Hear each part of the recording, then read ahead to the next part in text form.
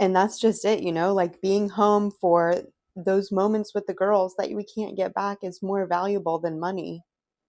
Um, which is really cool because for the longest time, like money was it, like money is security and stability, and we were working for that. But like now, like them singing the ABCs for the first time and like missing half the letters, like no, no, no, no, no, no, I'm not missing that. I want to post a video today, just a monthly update of what's going on in our financial life, our personal life. But I haven't posted in a couple weeks, and it's because I worked last Friday, but also because I have things to do. So I have to take you along and talk to you while I do the things. I really love when people do transparent videos of them cleaning their house, obviously transparent videos about money and people's lives. However, showing my house makes me want to die a little bit inside. That's okay. That's the choice we got. And I'm going to make it. It is dire in here. The problem is that my channel is so small, nobody gives a fuck about my life or like what we're doing. So let me just fill you in. We are a family of 4. We live in Central Florida. My husband and I are early 30s, and we have 2 really young girls. They both go to daycare. We have our 9 to 5s. We make salaried income. I have Fridays off. Today is Friday. And typically I will do like a house reset. I will get the groceries. I will go to the gym and do a YouTube video. I do our financial budget on every dollar. So I'll allocate all of the things that we spent and set up a new budget for the next month. I will do things like today, I'm going to buy AAA for both of our cars because it expired a couple months ago and we need that. I will respond to our attorney because we're getting a trust made. So a lot of just like the house administrative tasks I do on Friday. And if you like that kind of content, come along.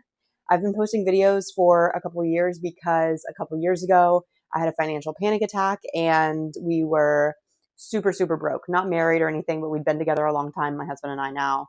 And I figured out I was super in debt. What a shocker, because I had collections agencies calling me and I was paying out of state tuition, and I had student loans and a car note and just all of the big, bad, terrible things. And I ended up freaking out. We got engaged and then worked a ton of jobs, paid off. We've paid off now like $100,000 worth of debt. So if you like that kind of financial transparency and want to follow along, that's what my videos are for. And today I'm cleaning my house and we're going to talk about just what's going on in our life right now. This is less of like a structured, objective financial talk. I will mention like where our accounts are right now and why I'm thinking about our money the way I'm thinking about our money. But this is like a life finance update, more subjective, what's going on with us right now as I try to stay in frame and clean up my freaking house. I am trying to pull up my script so that I can talk about something useful. It is not going to be good if I just have to wing this video, but my computer is not turning on. And so I might have to wing this video. It's not going to be good. I'm going to wing this video. So updates on our finances. Okay, I'm a clinical research coordinator and I make a base salary, except in the past couple of months, my manager changed the incentive at work. And so I've been hitting bonuses and I've gotten several checks where I've gotten like $700 extra from bonusing, which is awesome. And then at the end of July, Brad also got a 4% raise. So we've experienced a little bit of margin and it's led to some lifestyle creep, but I will say it's lifestyle creep that I'm welcoming because Brad and I, even a couple years ago, like when we moved down to Florida, when I was pregnant with our first daughter, we were living in the basement of his dad's house and we were like renovating it ourselves. And though we never like skimped on, we like paid for our gym membership and we like always have paid for good food.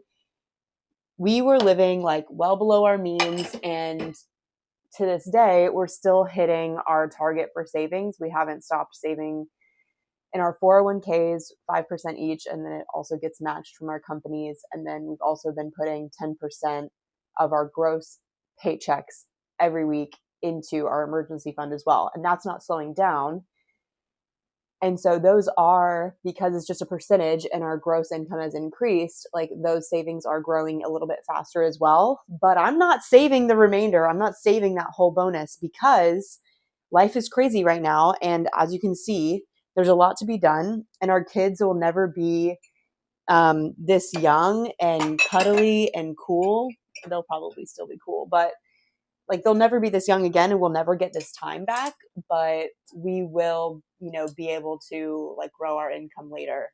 So we be creeping. I bought a dog wash subscription for my dog. I take him once a month now. It's $35, and they bathe him. They take care of his nails. They brush his teeth. They clean his ears out.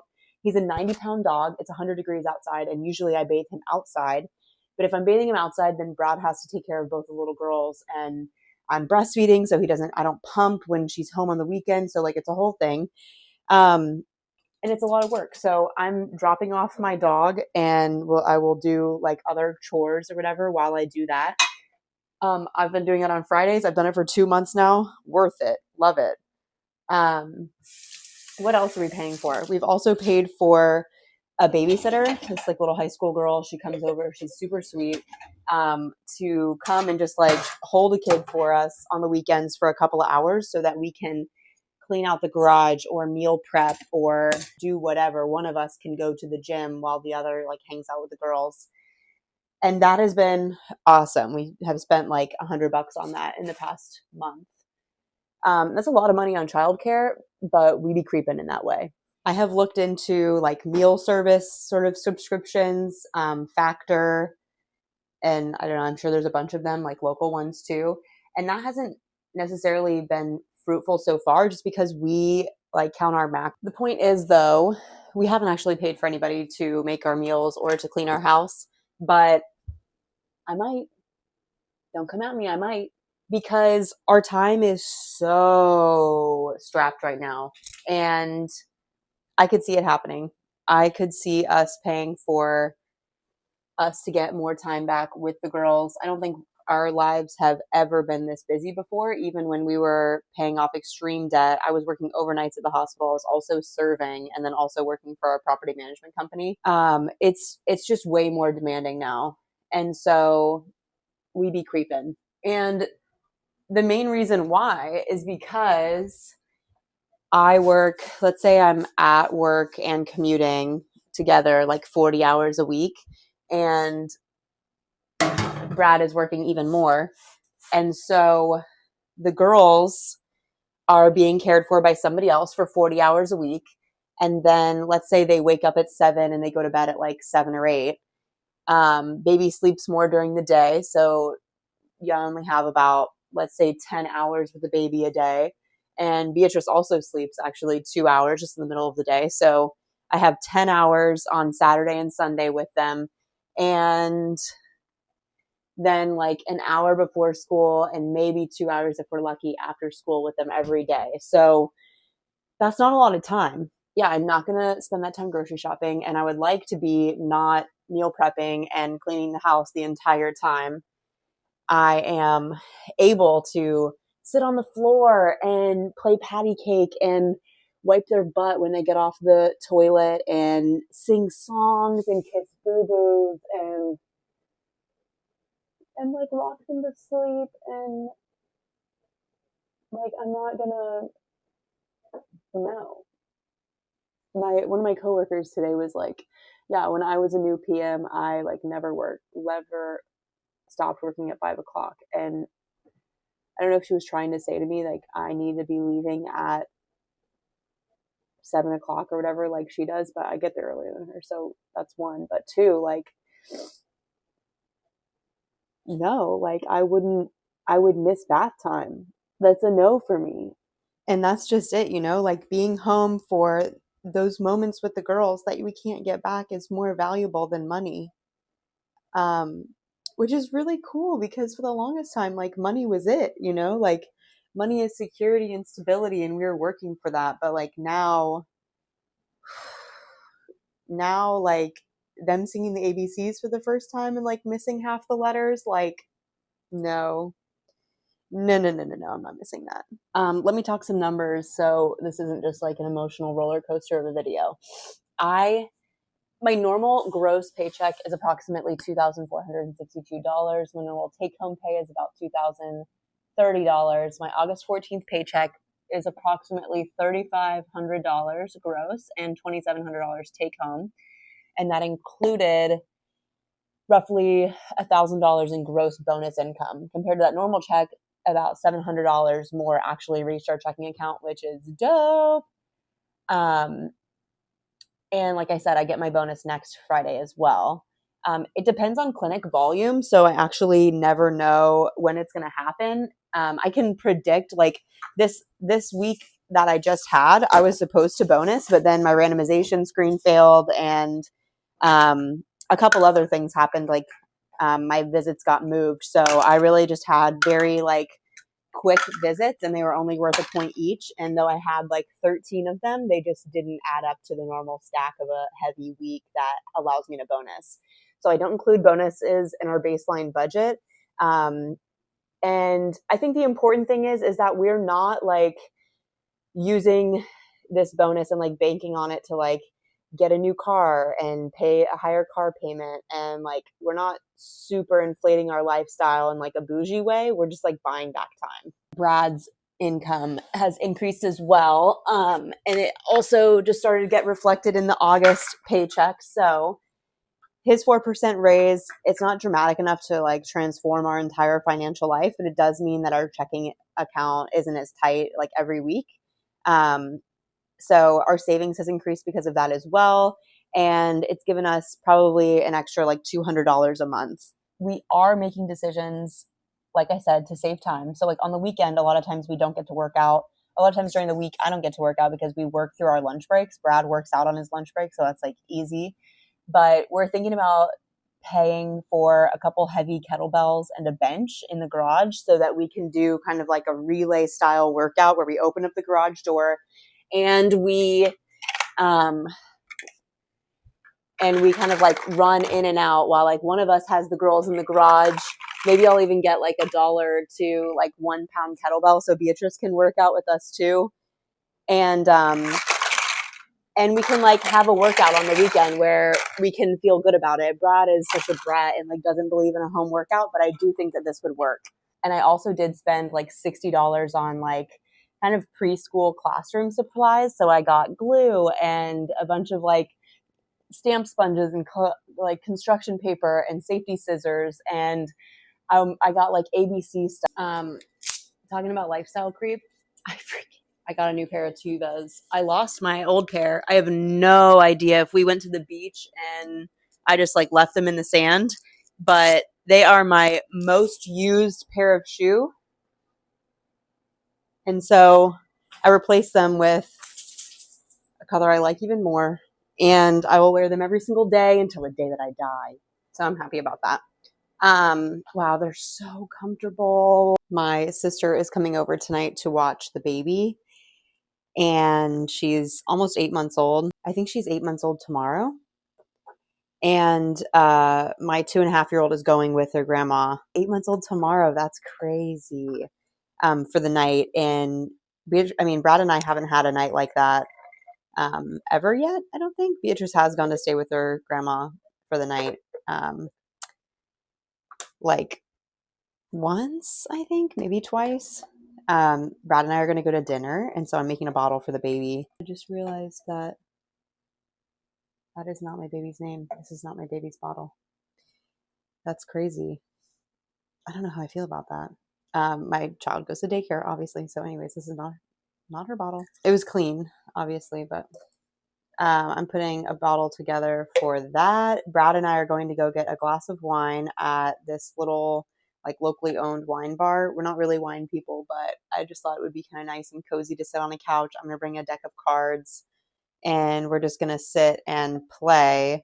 I feel like having cards or a game or something like that is really nice because it just kind of takes the pressure off of like talking. And yeah, we might just not even play the cards and chit chat and sit down, but it'll be nice to just sit and have something to do. So there's like no pressure to come up with a conversation. I say this because a lot of times at the end of the day, we're like mentally fried. We will like call each other on the way home from work as we're on our way to the house and like talk because the girls aren't there yet. So we can actually talk. So I don't know, but I just don't want there to be like any pressure to come up with something if we're both brain dead because Brad's at work today and I'm like running around like crazy. Okay, so let me wrap up this video because it's taking way too long for me to do this. Income has increased, lifestyle has increased, but I think since our stability has improved since a couple years ago, our life is also allowed to improve as well. I've had to delete things off of my phone for the storage to actually make this video. Last week, I had a really rough week, like not this past week, but the week before. It was extremely busy at work. My sleep was interrupted because we started getting congested. We went to the aquarium the weekend before, which was awesome, but then we weren't meal prepping on Sunday to prep for the right amount of meals for the week. So after work every day, we were like scrambling to cook more. I picked up an extra work day to make a bonus. And then emotionally, like I was just kind of a wreck at work. So I didn't have the resilience to put up with it either. And I just noticed that when I'm overwhelmed like this, I want to spend money to fix the problem immediately. I researched hiring a cleaner. And I always look for ways to remove inconvenience and friction from our lives. And I think sometimes that instinct could lead to like mindless convenience spending or just like a dopamine hit from Amazon and like trash stuff. But I think sometimes it also actually identifies a problem, which is our bandwidth, and it just helps like keep things fluid and also helps us kind of focus on what's important and what's not. This past week, though, it was much better, and it got better significantly after I rode my bike to work on either Tuesday or Wednesday. I was able to spend that time outside, get daylight in my eyes, have the sun on my skin. Work was a lot slower. My mental health improved because of that. And then it also kind of just reminded me too that like I can't purchase my way out of all the uncomfortability in our life, and that sometimes, yeah, we may just have to wait for time to move on, for things to be less uncomfortable. And I also know, just like I'm 8 months postpartum, I'm still breastfeeding around the clock, and that may also have something big to do with it. So bottom line, spending money isn't always the solution. The overarching theme here is that money isn't our only scarce resource anymore. It's time with our girls. And so I've broken down like how that looks week to week. And if I can get back time with our girls, I'm going to spend money to do that. I've had to think and talk myself through this just because I think in the FIRE world, like any luxury spending is demonized, and like every dollar you spend today is a dollar compounded less than you can use in the future, or a dollar today is your life energy and you can't get that back, and also it can compound in the future. And like a dollar today is a year longer that you have to work later and less time to spend with your adult kids and your grandkids and stuff like that. So that is really how it feels to me. But I think as long as we keep the guardrails of continuing to invest our 401k and continuing to save every month, have our regular budget, allocate all of our finances when we do spend, know what's under, and just kind of like know our numbers, continue to cook and meal prep and wash our own dishes and just like handle life and not attempting to outsource everything. I think selectively paying to remove the tasks that consume substantial time, only when it adds like value to our family, is the guardrail for me. There's future margin coming up too. I just want to note that I'm really excited about one thing. When the girls are turning their next year older, they'll be 3 and 1 around the new year, and we'll get to pay $40 less per week in childcare, and that's going to feel huge. And I'm really excited about that. Not that they're getting older, but just that $40 a week is a lot of money. It feels like a lot of money for us. Brad may also get a bonus or another raise at the new year. I'll pump the brakes there on the probablys. So that's awesome. And then in 2027, when Beatrice will go into like free kindergarten, then we'll also have a big drop in our expenses too, which will open up that margin. Things won't feel so tight. So I think right now we're just like in this roller coaster car and we're just like grabbing on and just kind of putting our heads down and like going, and then we know like it'll be easier to breathe like once it slows down on like the financial drain in a year or two. So anyways, it is August 20th. We are this family of four just trying to work towards financial independence, Barista FIRE, Coast FIRE, some version of life where we don't have to go to our 9 to 5s. We have buck you money if work isn't going well and we want to leave and have a 6-month sabbatical and just have freedom and optionality and time to spend with our girls and the freedom to travel slowly and experience the world with them, because the world is wonderful. And so anyways, it is August 20th. We are this family of four just trying to work towards financial independence, Barista FIRE, Coast FIRE, some version of life where we don't have to go to our 9 to 5s. We have buck you money if work isn't going well and we want to leave and have a 6-month sabbatical and just have freedom and optionality and time to spend with our girls and the freedom to travel slowly and experience the world with them, because the world is wonderful and we want to explore it with them while they're young and curious and still want to hang out with us. So that's the big goal. I wanted to just talk about like the lifestyle creep that I'm feeling right now. Very, very fortunate for more money that we've been able to earn. And I just wanted to kind of talk about where we're allocating it, how I'm thinking about money, and just give a little more subjective check-in. If you are a mom or dad and you are paying for convenience because it gives your time or energy back, I would love to hear about it. Where do you draw the line between lifestyle creep and like spending that has gone too far?